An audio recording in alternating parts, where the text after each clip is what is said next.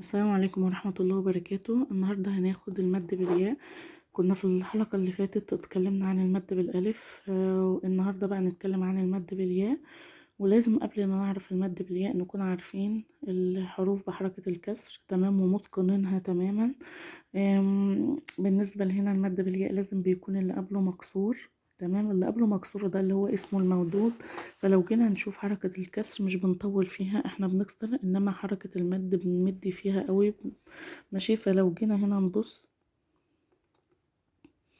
اي اي بي بي تي تي سي سي جي جي حي حي خي خي دي دي زي زي ري ري.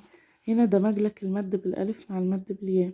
زا زي سا سي شا شي صا صي ضا ضي طا طي ظا ظي ع عي غا غي فا في قي كي لي مي ني هي وي ي كل قيل شدة شيدة ريحة ريحة غبة غيبة سيدي سيدي جيري جيري كيلي كيلي صيدي صيدي صيدي غريمة غريم سمع سميع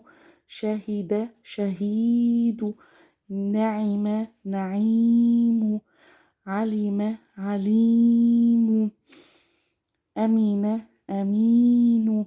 يبقى تاني يا حبايبي لازم نبقى عارفين حركة الكسر، ونبقى عارفين ان المد بالياء بيحب اللي قبله يكون الحرف اللي قبله يكون مكسور تمام، والحرف اللي قبله ده بيسمى بالممدود تمام.